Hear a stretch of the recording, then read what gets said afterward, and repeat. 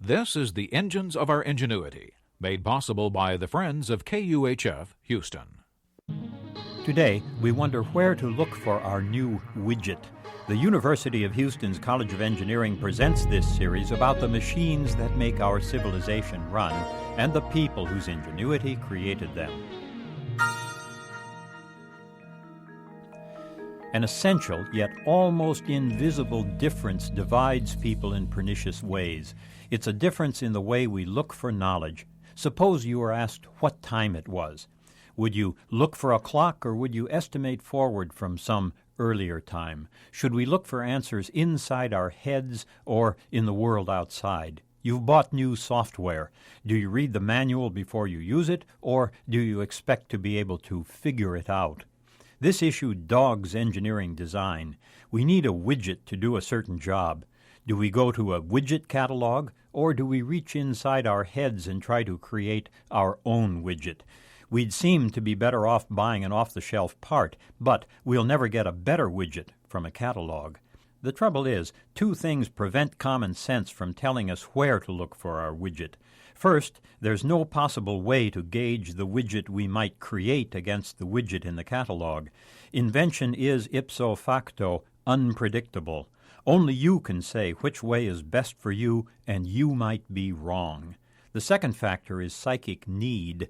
Some of us have to know about existing widgets before we begin. Some of us have no patience with worldly widgets, and we must create our own. Each person drives the other to distraction, yet we need both. Science is bedeviled by this question. Do we deduce physical realities, or do we observe them? A great shift took place during the 1500s. For centuries, medieval philosophers tried to deduce the way the world worked. Alchemists used logic to predict things like the outcome of medical treatment or of chemical reactions. Then the new medium of print let us share observations. Now we could make hundreds of copies of a literal illustration. Books became the new scientific widget catalogs. Once we could share observations, the enterprise of science changed utterly. Now, the best scientific minds have always dwelt in both worlds, but they've usually declared allegiance to only one.